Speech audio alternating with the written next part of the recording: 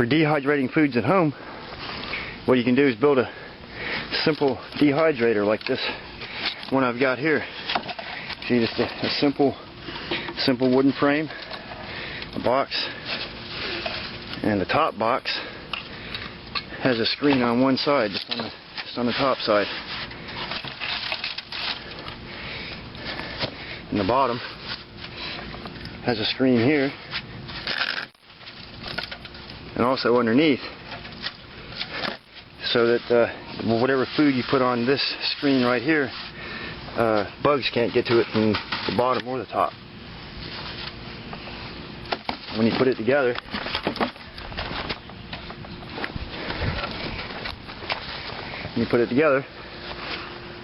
it looks like that. Most any food can be dehydrated, but here today I'm going to use these little tomatoes. I'm just going to slice them up nice and thin, and I'm going to put them in my dehydrator. And I'll demonstrate how to sun dry tomatoes in just a simple dehydrator like this is right here.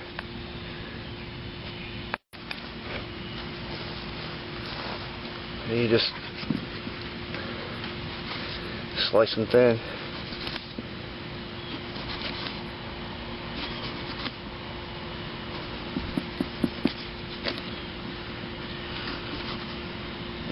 These are going to be good.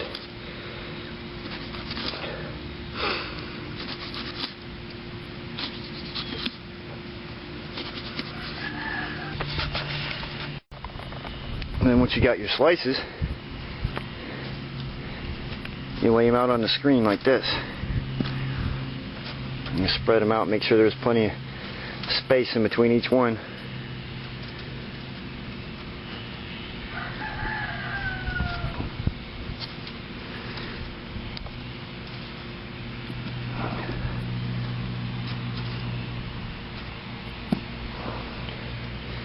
Right, these are going to be good.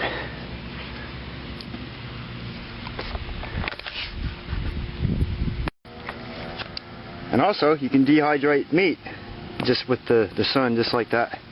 As long as you keep the insects off of it and let it dry out completely, it'll be just fine to take a raw piece of meat like this and just let it dry out in the sun. A lot better than smoking it because it doesn't have the heavy smoke flavor. And I usually just dehydrate it with no salt, no pepper, nothing like that on it, because it enables me to use it in any normal cooking dish for meals that I'd like to have. And if you spice it up with certain kinds of spices, you can't use it with every meal, so it kind of makes it difficult to use that way. But I just slice it up into thin strips.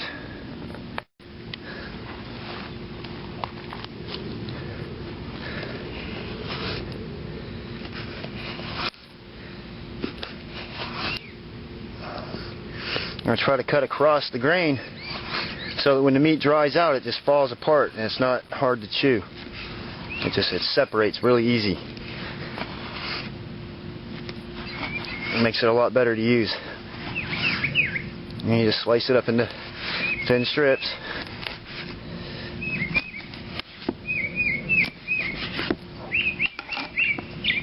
And then you take these and lay those out on the screen.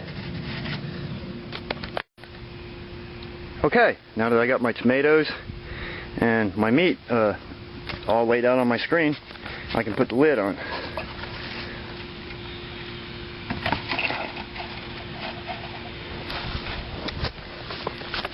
Now I've got these wire ties right here on the ends to hold it down fast.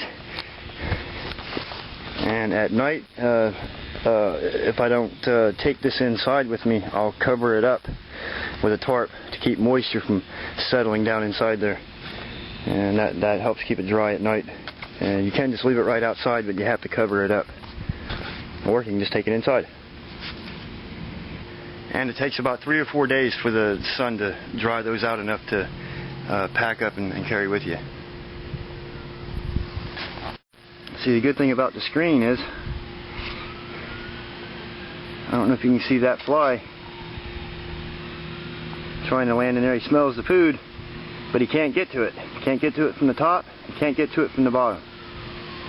So that's why the double screen, and it keeps the insects off of everything.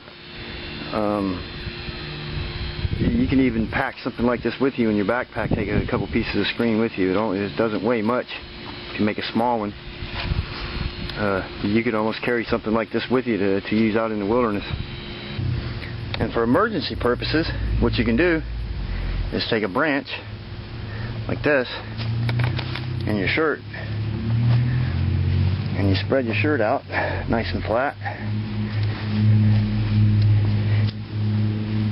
Just open it up, and you take the branch and you fold it like that, and you slide it up inside of the shirt. See? And then let it go. And it makes a nice frame. And what you can do is open the shirt up like that and put your food inside, and it makes a barrier to keep the insects from getting at it. This is a slightly faster method of getting the same job done. You need a good sized can that has a lid and some kind of a suitable flower pot or something to put hot coals in, and you need a smaller bucket to cover that up with, and you put your food on that plate right there. And I'm about to show you how to set this up and use it.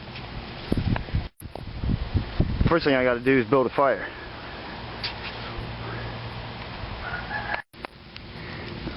Once I get some coals, I'll be ready.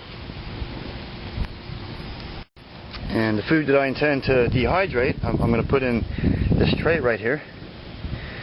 Make sure there's plenty of space so that it's not touching anywhere. Okay, that's ready.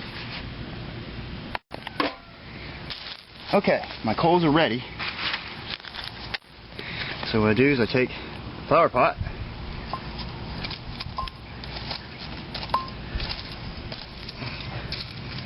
scrape as much of the hot coals in there as I can.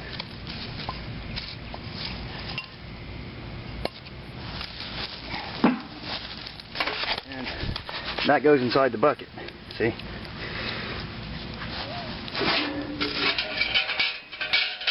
You take this bucket, put that on top,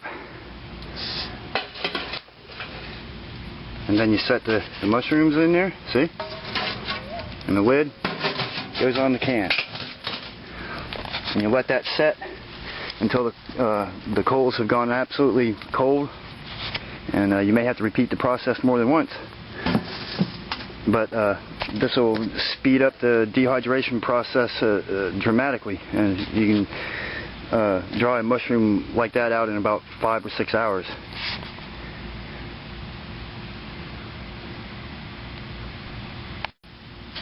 If you don't have a bucket, what you can do is make a simple A-frame, and you build a fire on top of a rock, and you get the rock really hot, and when the coals go out, you sweep it clean, and you build a small A-frame over top of it, and you cover it with as much green brush as you can. And then what I do is I make a little basket to put my food on, like these poke salad greens right here that I want to dry out,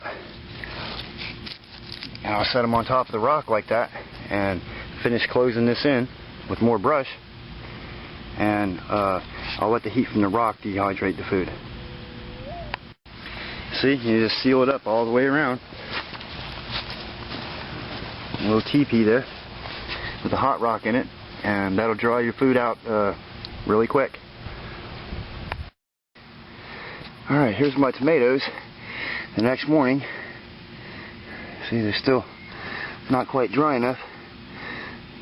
Look at that one there. Look at that one. Alright. And the meat, it's just about dried out too. Almost completely reduced. This will be done today.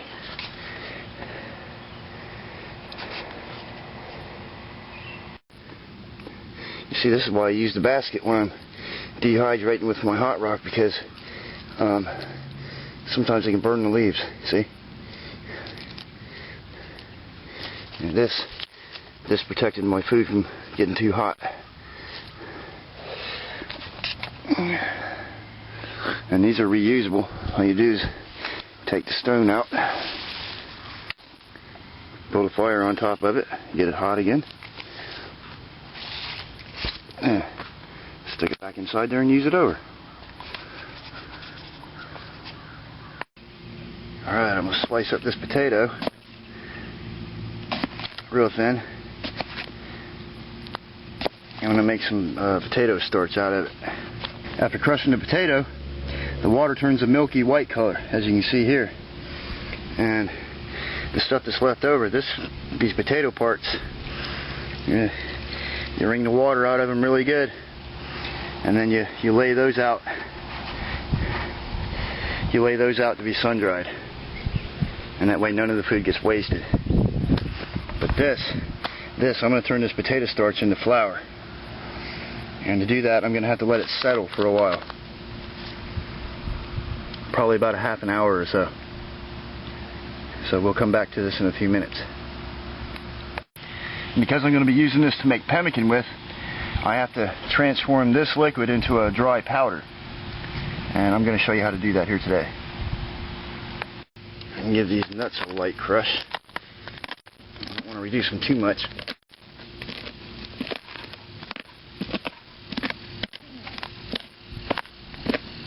Yeah, that'll be just fine right there. See, this is what I'm after right here. That white starch that settles to the bottom.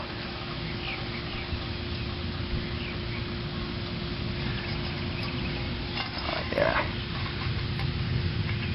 It's nice and thick. Alright, and just continue letting that dehydrate, letting the water dry out, and that's pretty much all there is to it.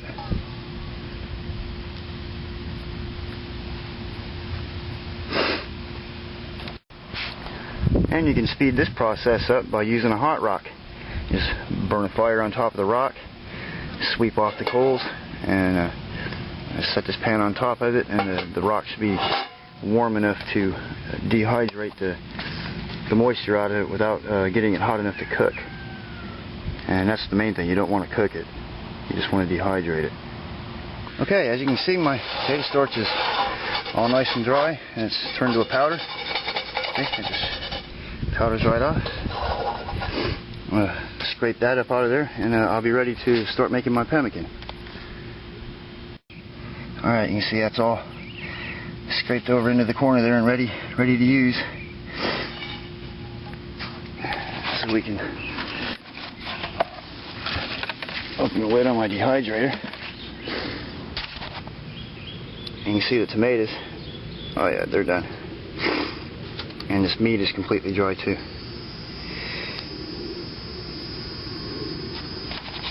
So to make pemmican, what I have to do is I have to grind the meat up. Well, grind all the ingredients together. And if you don't have a mortar and pestle or a seed grinder or something like that, you can just use a piece of wood like this and a mandrel to grind it up with, which is just another piece of wood. You start that process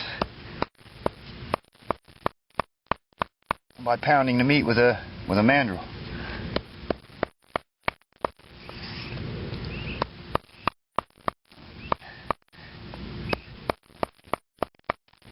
See?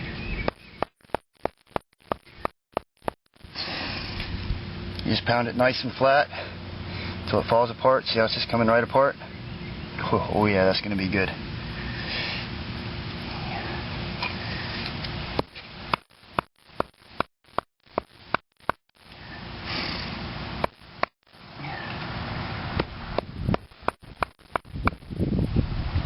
And repeat that process until all your meat is done.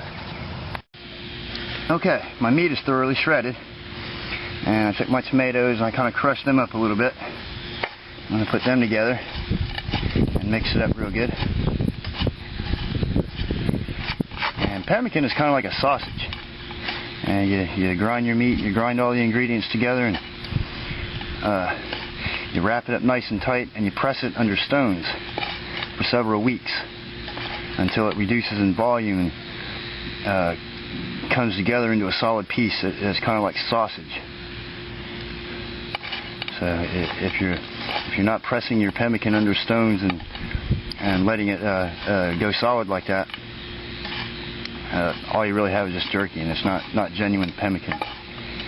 Because when it compacts and presses together like that, it reduces volume, and that reduced volume food was the secret to the Indian wonder food that everyone raves about.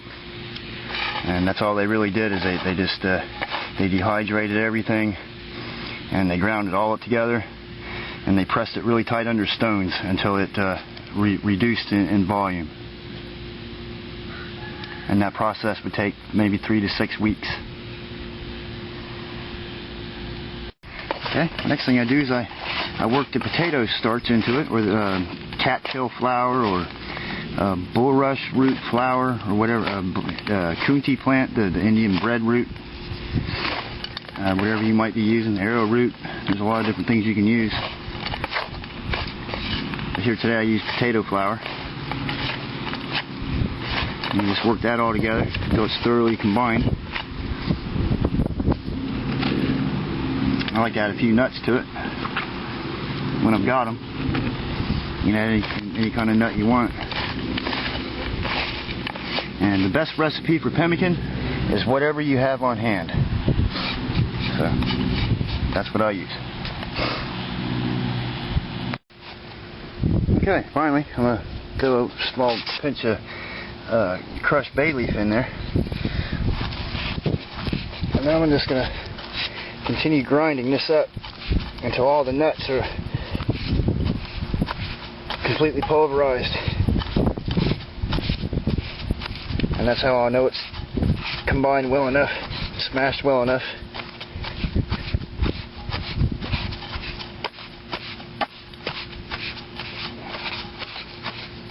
The more you work it, the better it is. The better the final product is.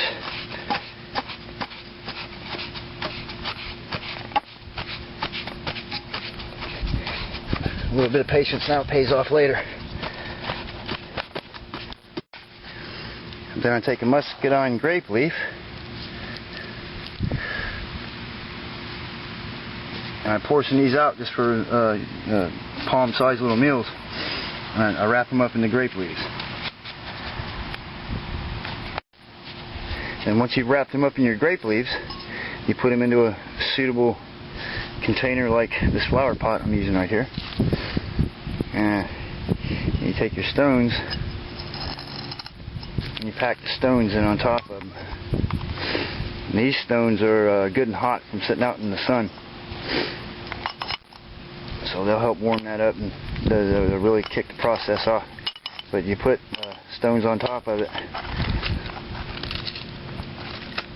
and you press it like that. And you leave it for several weeks. And it protects your food from the bugs, and it preserves the food, the pemmican, in a way that other preservation processes can't. And it makes the best possible food because it condenses it as much as it possibly can be, so it has very little volume for a huge amount of food value. So this is the genuine method for pemmican.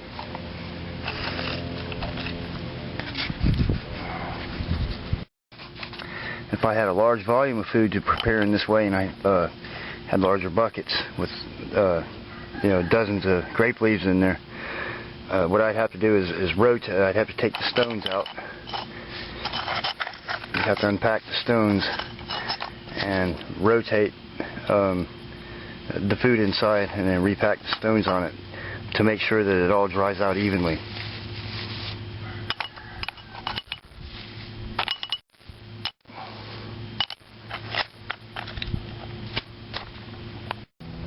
And now we'll go take this inside and let it set in a dark, cool place, and just let it rest for a couple weeks, and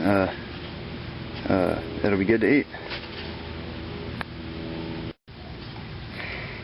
Okay, now that my potatoes are completely dried out, they're nice and crunchy, the tomatoes are all dried out, I need to return these to a state where I can eat them. I'm going to show you how to do that. But first I got to build a fire. Okay, bring some water to a boil. Yeah, that was hot. And once that comes to a boil, I'll show you how to reconstitute dehydrated foods so that you can use them to cook with. And after readjusting it so that it sets closer to the fire, I can just let it boil, and when it gets hot enough, I'll be ready. And while I'm waiting for the water to boil, I'm going to put my dried potatoes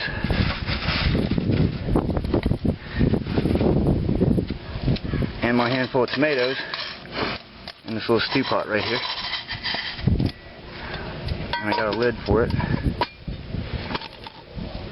So when that's ready, I can reconstitute my food.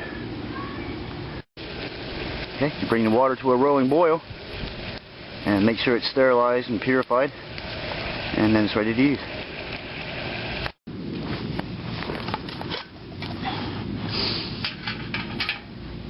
Just very carefully pour the boiling hot water over top of the food, just enough to cover it. See? And you put the lid on, and you just let it rest there for about 20 minutes and let it rehydrate. And after it cools off, after about 20 minutes, it's ready to use. I can't forget those poke salad leaves that I had. I'll put those in there, kind of crumble them up.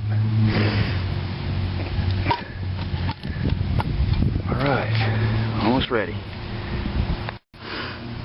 Okay, after draining the water out, you can see the potatoes are all nicely rehydrated. They're all soft again, just like they were before I dried them out. And so are the tomatoes. They're nice and soft again, ready to eat. I can go ahead and eat this just like this, or I can continue cooking it into a soup or just whatever I want. I can saute this and do anything I want with it. And that's how to rehydrate your dehydrated foods. Alright, I'm going to chop up some of this summer sausage right here.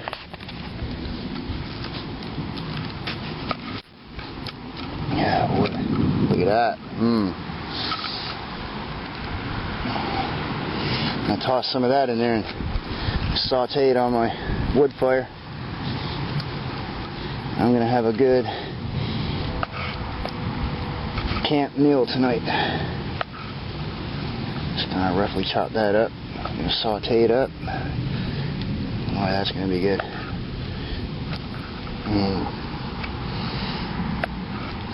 You know, these summer sausages like this make a perfect survival food to carry with you, because it's a preserved meat. And even after you've opened the package, it stays good for several days, if not weeks. Especially if the temperatures are cooler outside. So it just makes perfect sense to carry something like this in your backpack.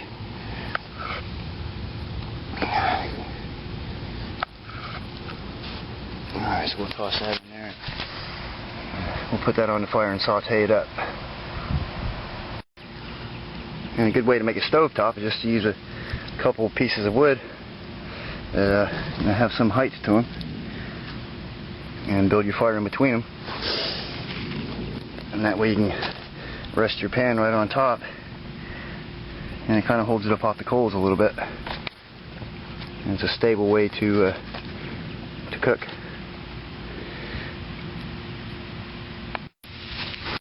Alright. Alright, and here it's starting to sizzle up.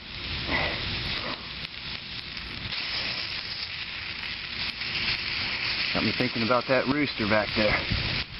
And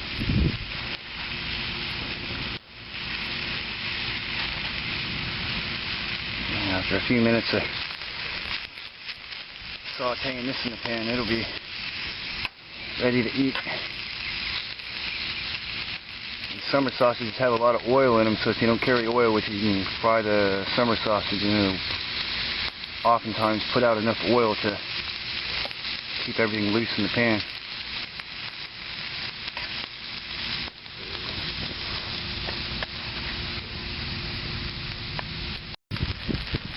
I'm just cooking on a thick pile of sticks, and the fire's kind of going slow, a little choky. And I just piled my sticks on there and then put my pan on it. I had a good bed of coals under there first, so the fire's just trying to catch back up.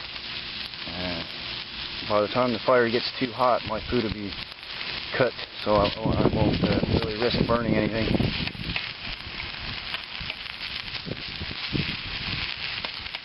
You see, using the 2 logs like that, I can store it around my pan, which I don't even have to hold on to it. It's stable, it doesn't move around anywhere.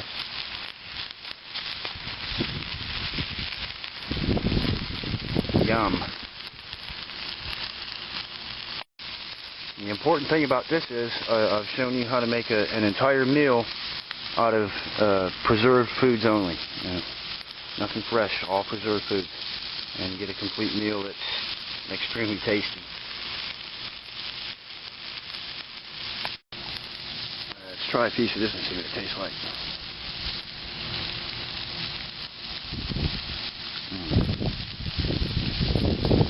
That's good. Alright, that's ready to eat.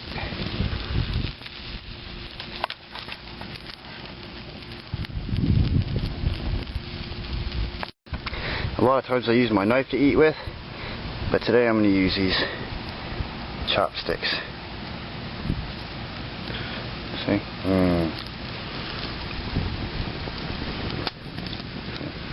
Boy, that's good.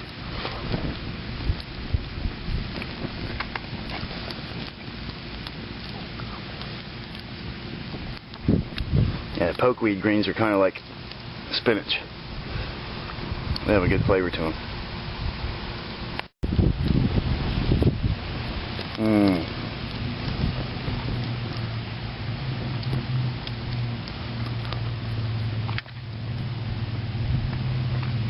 Now that's a good wilderness meal.